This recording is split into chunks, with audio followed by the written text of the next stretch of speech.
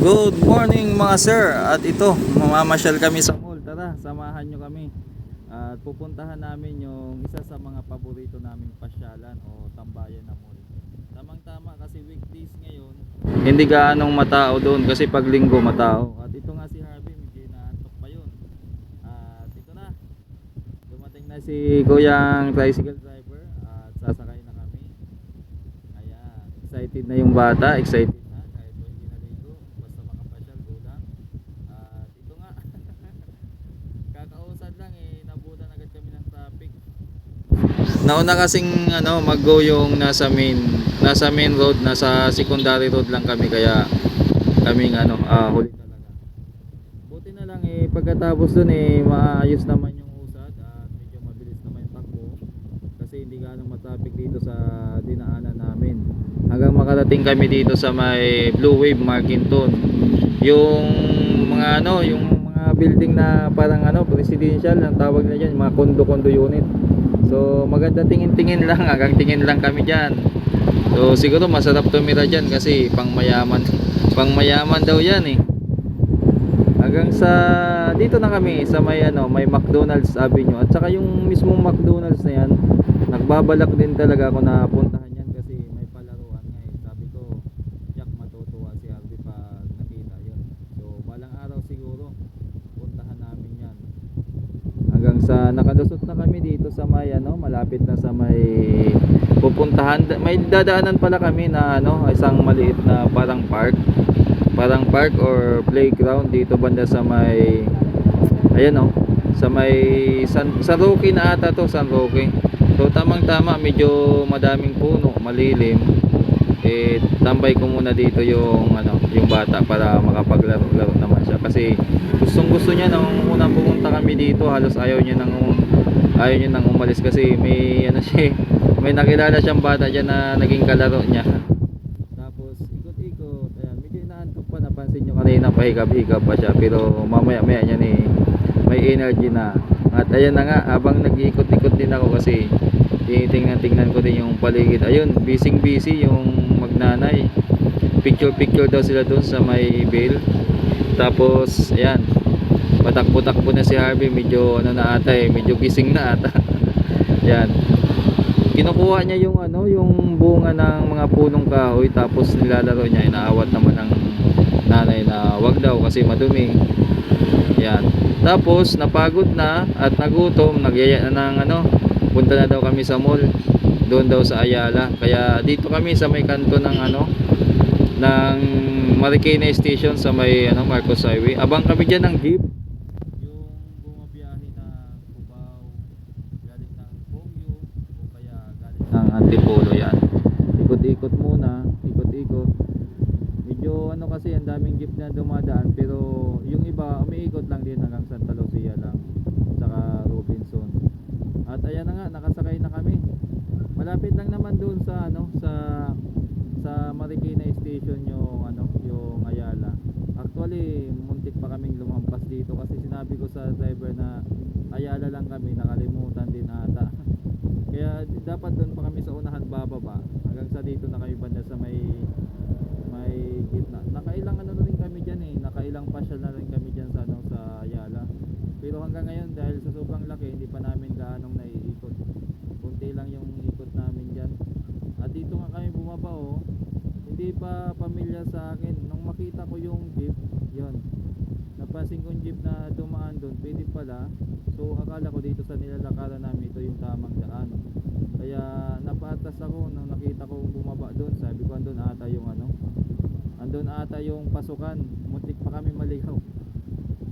Kaya dumiretso ako dito. Tiningnan ko kasi nakita ko yung mga jeep dito bumaba, yung mga pasahero sa pisto na to. Ayan, dito rin ata kumukuha ng mga pasahero yung mga taxi driver na tumatambay. So tama nga, andyan nga yung entrance. So kasi kakaiba yung struktura nitong mall na to, hindi katulad sa mga SM o ibang mall. Medyo lalo na nung pumunta kami doon sa may UP Town Center, nagkanda ligaw-ligaw kami doon kasi medyo hindi siya basta kakaiba yung pag try nyo puntahan tong Ayala Mall, Pilis, dito sa may Marcos Highway. malapit sa may Ligaya, yung papuntang Pasig. At ayan nga, sabi ni mama, pa picture daw muna sila dito sa may Ayala Mall Pilis. At tuwang-tuwa si Harvey kasi sabi niya bakit daw yung pintuan kusang bumubukas na walang tao. At ayun na nga. Sabi bilisan na natin at nagugutom na daw siya. Hindi ko malaman ano nangyari dito sa cellphone ko, nanginginig-ginig yung yan nanginginig-ginig yung Siguro pagpasensyaan nyo na mga sir, at next time pag nakapalit tayo ng cellphone na maganda-ganda, o baka yung yung paghawak ko lang hindi maganda. Tinanong ko siya, si Harvey, kung saan kami kakain, anong gusto niya, McDonald's o Jollibee. Sabi niya kahit saan, pero dahil maganda yung upuan namin doon sa Jollibee, sabi ko doon tayo kasi mukhang may malawak na upuan doon. Kaya nag-attempt kami dyan sa Jollibee. Yan. Sabi ko hindi na tayo bibili ng laruan kasi mayroon namang laruan dyan sa sa Jollibee. Kaya sa McDo. Kaya lang ni-renovate pala yung Jollibee, konti lang yung upuan. Kaya lumipat kami dito sa McDo at tamang-tama nakita niya may bagong laruan sa McDo. Ayan Pinili niya agad yung yung parang yung parang whale na yan. Tapos namin kumain ay pumunta na kami dito sa sa Metro Department Store. Sabi ni mama bibilan daw niya ako ng sapatos at saka damit na gagamitin ko. Sabi ko wow, sana all. At ito na nga, nakapamili na kami. Nakabili din ako sa handyman ng Lotus na brand na grinder. Ayan, Lotus na 750 watts. At nakabili na rin ako ng sapatos at saka damit. Bibilhan daw niya ako pero sarili ko din pera. Sarili ko daw din pera ang gagamitin. At ayan na nga, paakyat na kami sa taas. Kasi sabi ni Harvey punta daw kami sa playground. Dumaan muna kami dito sa may food court kasi nagutom uli ako. So nakailang ikot na kami noon hanggang sa makarating kami dito sa may sa dulo ng food court yan. Yung may parang salamin na malaki, nakitang-kita yung labas. Ayan Yan. Malapit lang yung Santa Lucia, kitang-kita lang. Siguro wala pang 250 meters to from Santa Lucia, sa tansya ko lang.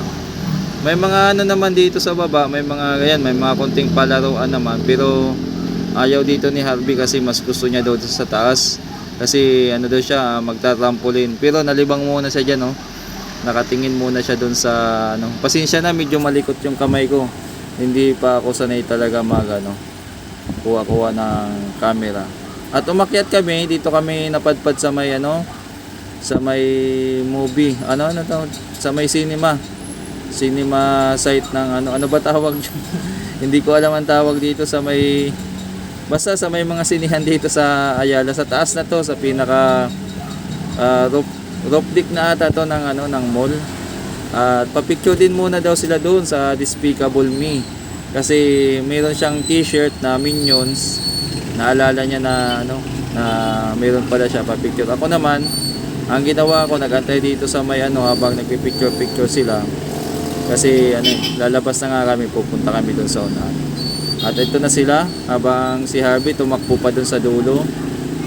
Niyaya na namin na para ang dami pa naming inikot niyan, hindi ko na lang nakunan ng video, pati yung sa handyman, pati yung sa maganda dito sa taas, masarap ang masyal. Siguro kung mga mga hapon na kasi medyo pa to nang pumunta kami, mga alas 2 pa siguro kung mga 4 or 5, maganda-ganda mamasyal dito. At pag linggo, ang daming tao dito. May mga food stall din dyan sa unahan. Pag next time pagpunta namin, gandahan ko yung pagkuha ko ng video. Talagang ibilo ko talaga. Pasensya na. Ayan, nagtatanong pa kung paano daw ang pagbukas yan. Itulak lang, at itulak, hatakin lang, sabi ko nga mo. Pati ako namali din. Ayan, excited na yung bata Excited na Excited na niya, sinukat muna yung height niya. Tapos ito na nga, sinamahan ko muna sa taas si Harvey. Yan, ako naman dahil medyo may edad-edad na, hinihinga, hindi na makasabay yung energy ko sa bata. Yan. So punta daw muna kami sa tarpaulin, sinamahan ko siya sa tarpaulin kung parang ginaid ko siya diyan, nauntog pa yung ulo ko. Buti na lang malalambot yung mga kumbaga protective naman to at safe sa mga bata. Ayan, Yan yung gusto niyang balikan dito, yung may tarpaulin. Ayan. Yan, tuwang-tuwa siya dyan at sulong-sulo niya ngayon ng tarpaulin. Ayan. Takbo-takbo siya doon, takbo-takbo siya doon. Hanggang ano, hanggang sa magsawa siya dyan. Habang naglalaro naman siya dyan, ako naman nandyan, hingal na hingal sa gilid. Nilagay ko na lang yung camera sa may sahig. Tapos sinuto ko na lang sa yan ang gustong-gusto niyang ano eh. Gustong-gusto niyang ilaro noon pa kasi nangyari nito, nasira to dati. Hinarang tuwing pupunta kami sarado kasi inaayos na tuklap daw, sabi ni ano yung ni Kuya na nagbabantay diyan. Tuklap daw yung pinaka hindi safe sa mga bata kaya sinara muna nila. So ngayon ayos na at na-timingan talaga na wala masyadong ibang naglalaro kaya nagpakasawa na yung bata. Nagpakasawa na yung bata sa paglalaro. Ayan. Siguro mas masaya kung may mga kalaro siya pero delikado din kasi minsan may nahalo din mga matatanda na naglalaro. Hanggang sa bumaba na kami. Ayan. Bumaba na kami.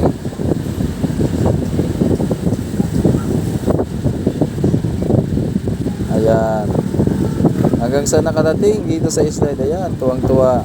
Kaya sa mga viewers ko dyan na may mga anak at malapit lang kayo sa Marikina or Pasig, try nyo to dito sa sa may Ayala Pilis. Tsaka ko mag-i-enjoy yung mga anak niyo sa sa pasyalan na to dito sa may Ayala. So maraming palaruan dito at yan sa baba mayroong mga parang mga role playing na may mga luto-luto at pwede ka maging chef, mekaniko, yan yung yan, nagluto-luto siya kunyari open, tapos excited, kitang-kita niya talaga sa bata na tuwang-tuwa talaga siya. Yan. Hindi siya mapakali. Yan, tapos andito naman siya sa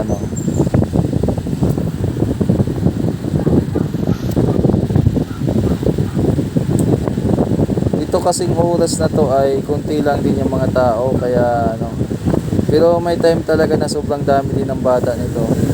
Hanggang sa nakakaroon din siya ng kaibigan. Yan, tulad yan. Naging kaibigan niya, naging kalaro niya dyan. Lalaro sila. Yan. Ako naman, andyan lang. Nakamasid lang. Nanonood. Ayan, may kalaro siya. Ayan, yan. Higa-higa sila dyan sa yan. Tuwan-tuwa din yung kalaro niya. Ayan.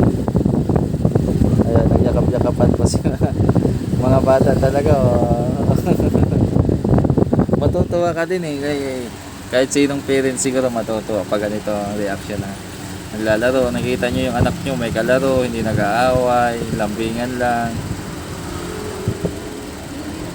So after nyan lumabas na kami kasi 30 minutes lang yung namin doon. Yan. Tapos yung Harvey ayun, takbo-takbo, hindi pa rin siya nagsawa sa laro. Yan. So ginawa ko naman, pumunta ako dito sa may sa may malapit sa tawag dito sa may bibidyohan ko sana yung labas. Kaya lang may tumambay na magjowa kaya exit muna tayo hanggang nagkaroon ng slot. Ayan. Maganda dito pag ayun. Maganda dito kasi ang view. Maganda ang view yan.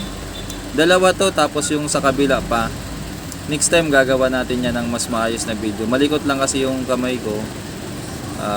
Hindi tayo professional na vlogger. Kumbaga nagsisimula pa lang tayo, hindi pa maganda yung mga shots. At sa mga viewers ko naman, maraming salamat pala kung may mga nanonood.